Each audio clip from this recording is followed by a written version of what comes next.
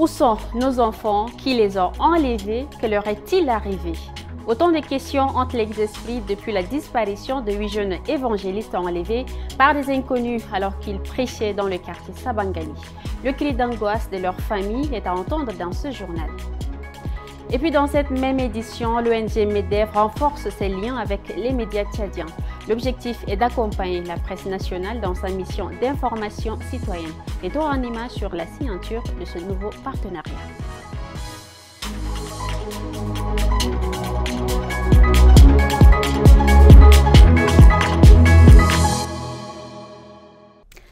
Bonsoir à tous et bienvenue.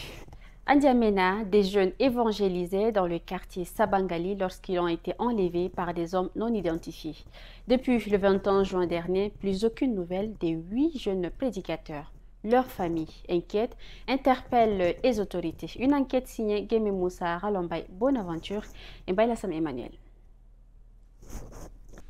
Elle attend sans relâche le retour de son fils et de sa fille. 2 des 8 jeunes disparus, arrêtés selon les proches alors qu'ils évangélisaient dans les rues de Sabangali, en plein cœur de N'Djamena. Depuis le 21 juin, plus aucun signe de vie. Silence total sur leur sort, leur lieu de détention et les raisons de leur arrestation. Depuis qu'eux ils sont incarcérés dans les coulisses là, moi-même là, je suis comme ça seulement. Je veux leur position. Si leur position, je sais que j'amène quand même de la buée vers eux, là, ça m'intéresse un peu. Mais je ne connais pas leur position jusqu'à présent. Les familles, elles, disent avoir frappé à toutes les portes sans obtenir de réponse. Sur les réseaux sociaux, des voix se lèvent pour dénoncer le silence de l'église évangélique à laquelle appartiennent ces jeunes. De son côté, l'entente des églises et missions évangéliques du Tchad affirme suivre le dossier de près. Elle se veut rassurante et assure que des démarches sont en cours pour obtenir leur libération dans les jours à venir. Le vice-président du parti Les Transformateurs, Dr Ndolembaye Sadé Dessada, s'est vu refuser l'embarquement sur un vol Turkish Airlines à destination d'Istanbul. Ses passeports lui ont été confisqués. Une situation dénoncée par son parti comme une dérive autoritaire. Ce nouvel incident suscite des vives réactions. Reportage de Dekorodem Armel et Ralombay Bonaventure. La colère est montée d'un cran chez les transformateurs. Dans un communiqué, le parti dénonce l'interdiction de voyager imposée à son vice-président, Dr Ndolembaye Sadé Dessada. Selon le document, il a été empêché d'embarquer à l'aéroport de N'Djamena pour un vol à destination d'Istanbul. Ses passeports ont été confisqués. Aucune explication officielle ne lui a été donnée. On est dans une situation de violation de droits d'un individu, à moins qu'il y ait eu des choses qui aient été communiquées à l'avance à M. Dessada et dont l'opinion publique ne serait pas au courant. Mais si aucune notification ne lui a été faite à l'avance, c'est une violation de ses droits. Quelques jours plus tôt, c'est Sitak Yombatna Beni, autre cadre du parti, qui aurait subi le même traitement. En toile de fond, l'arrestation toujours contestée du leader du parti, Succès Masra, détenu depuis plus de 60 jours. Une vidéo insoutenable fait le tour des réseaux sociaux. On y voit une femme, les 2 mains amputées, victime présumée de violences conjugales d'une extrême brutalité. Les faits se seraient produits dans un contexte de conflit conjugal. Cette affaire suscite une vive émotion à travers le pays. Attention, les images qui suivent peuvent heurter la sensibilité de certains téléspectateurs. Regardez. Elle ne pourra plus jamais se servir de ses mains. Pas à cause d'un accident, mais d'une torture subie au sein de son propre foyer.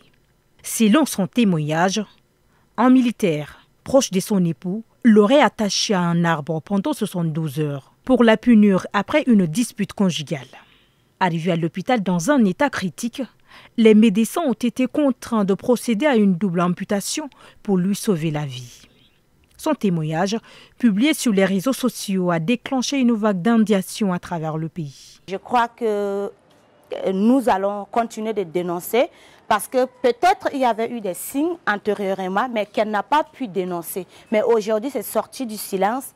Il a franchi l'extrémité et ce qu'il faisait subir à la femme est exposé désormais à la place publique. Et je crois, et surtout j'espère franchement, que le présumé coupable puisse être puni pour cet acte ignoble. Le militaire mis en cause a été interpellé. Une enquête judiciaire est en cours selon les autorités. Ce drame remet en lumière l'ampleur des violences basées sur le genre au Tchad. En 2024, près de 10 000 cas ont été signalés et plus de 680 au premier trimestre de 2025, selon la Ligue tchadienne des droits des femmes. C'était un reportage de Gambi Daniel, Maxime Solmengal et Rassam Mordim Leila. L'essentiel de la journée, Dekorodom Ahmed nous livre un résumé des faits marquants de ce mardi. À quelques heures de la clôture officielle des travaux de la 47e session des comités consultatifs inter-africains du CAMES, le président de la République Mahamat Idriss Déby Itno a accordé une audience ce mardi à une délégation du CAMES conduite par son secrétaire général, professeur Souleymane Konaté. Cette délégation est venue rendre compte des résultats de leurs travaux au président de la République. Au cours de la session de N'Djamena, 2075 dossiers de promotion des anciens chercheurs et chercheurs sont enregistrés et examinés par les 8 comités techniques spécialisés du CAMES. Le secrétaire général adjoint du ministère de la Santé publique et de la Prévention, Dr Mahamat Hamid Ahmad, a ouvert ce mardi 15 juillet un atelier consacré à la validation de l'analyse situationnelle de la politique et stratégie nationale de la qualité des soins au Tchad. Dr Mahamat Hamid Ahmad a rappelé le principal défi qui est l'instauration de la politique et stratégie nationale d'amélioration de la qualité des soins et des services du système de santé du pays qui demeure comme un problème majeur dans la résolution des problèmes de santé.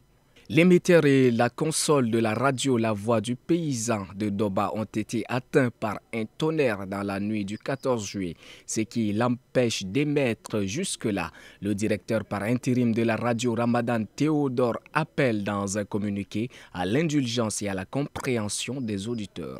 À N'Djamena, 3 organisations majeures du secteur médiatique viennent de nouer une alliance stratégique. L'ONG Médias pour le Développement, l'Association des médias en ligne du Tchad et l'Union des journalistes arabophones indépendants s'engagent désormais dans un partenariat commun. L'objectif est de promouvoir un journalisme éthique et tourné vers le développement. Emedolina Sou et Abakar Lambert. C'est une nouvelle page qui s'inscrit dans le paysage médiatique tchadien. L'accord signé ce mardi 15 juillet à l'espace Betnan vise à mutualiser les efforts, renforcer les compétences et placer le journalisme au cœur du développement. Parmi les signataires, l'ONG MEDEF, active dans la promotion de la paix et de la lutte contre la désinformation, entend impulser une dynamique d'innovation dans le secteur.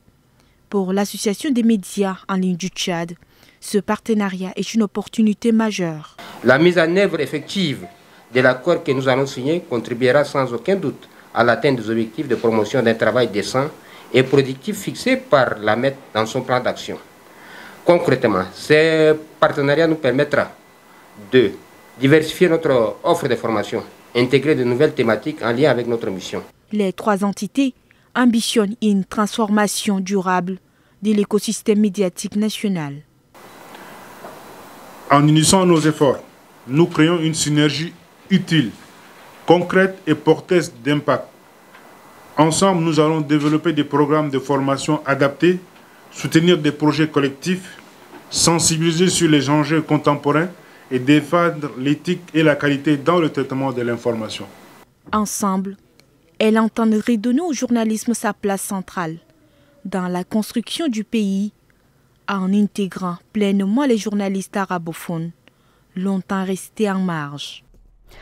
Dans nos provinces, précisément à Abéché, l'ONG Action pour le développement, l'encadrement et l'orientation a lancé ce mardi une campagne de sensibilisation à la finance islamique destinée aux opérateurs économiques et aux agriculteurs de la province du Ouadaï. L'initiative vise à vulgariser les principes de cette finance conforme à la charia. L'élément de Brahima Bakar Issa depuis Abéché, rendu par Habib Anguini. Dans une région majoritairement musulmane, l'accès à un financement respectant le principe de l'islam reste encore limité. C'est dans ce contexte que l'ONG ADIO, engagée dans le développement local, a initié une série d'activités de sensibilisation. À travers cette campagne, l'organisation entend promouvoir la finance islamique auprès des acteurs économiques, religieux et sociaux d'Abéché. L'objectif, faire connaître ses fondements, ses mécanismes et ses avantages à la fois éthiques et économiques. La caisse que nous allons ouvrir ici, ce n'est pas seulement pour le crédit. La caisse serait aussi votre grenier. Vous pouvez venir déposer votre argent là et revenir prendre à tout moment. Vous pouvez aussi faire de crédit.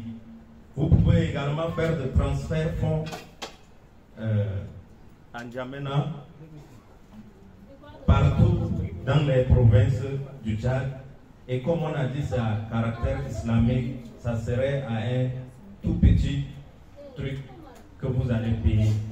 La cérémonie s'est achevée par des échanges avec quelques personnalités locales venues renforcer le message en expliquant de façon accessible le sens du crédit et ses implications.